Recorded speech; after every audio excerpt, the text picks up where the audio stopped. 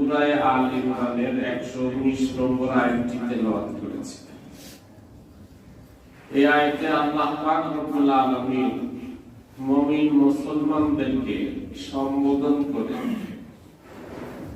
একটি মেসেজ দিয়েছেন, সতর্ক বার্তা দিয়েছেন। আল্লাহ পাক রব্বুল আলামিন বলেন, ইয়া আইয়ুহাল্লাযীনা আমানু, হে মুমিন মুসলমানেরা, আত্তাকিযু বিতানাতাম মিন দুনিকুম,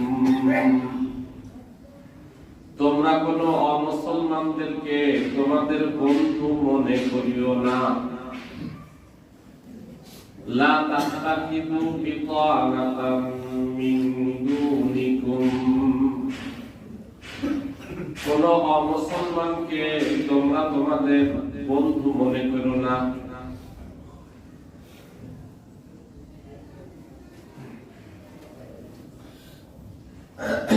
অমুসলমান বলতে পৃথিবীর যত ধর্মের মানুষ আছে, সব ধর্মের মানুষের ব্যাপারে আল্লাহ পাক রব্বুল আলামিন এই কথা বললেন। বিতানাতান শব্দের অর্থ হলো মানুষ জামার নিচে যে গেঞ্জি গায়ে দেয়, এই গেঞ্জিকে আরবিতে বিতানাতান বলে। এখানে বোঝানো হয়েছে অন্তরঙ্গ বন্ধু বানাইও না। ইয়া আইয়ুহাল্লাযীনা আমানু লা তাত্তাখিযু বিতানাতাম মিন দুনিকুম লা ইয়াহলুনাকুম খাবালা, ও মুমিন মুসলমানেরা, কোন অমুসলিমকে তোমরা তোমাদের অন্তরঙ্গ বন্ধু বানাইও না। তারা তোমাদের বন্ধু নয়। ওয়াদ্দু মা আনিতুম, তারা সব সময় তোমাদের ক্ষতি সাধনের চেষ্টা করে।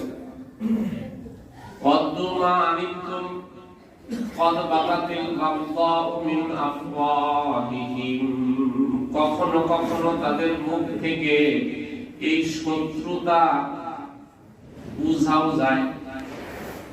কখনো কখনো তাদের মুখ থেকে এমন কথা বের হয় যেই কথার দ্বারা বোঝা যায় যারা তোমাদের মুহাব্বত করে না, ভালোবাসে না, তারা তোমাদের সাথে শত্রুতা করে, মাঝে মধ্যে বোঝা যায়।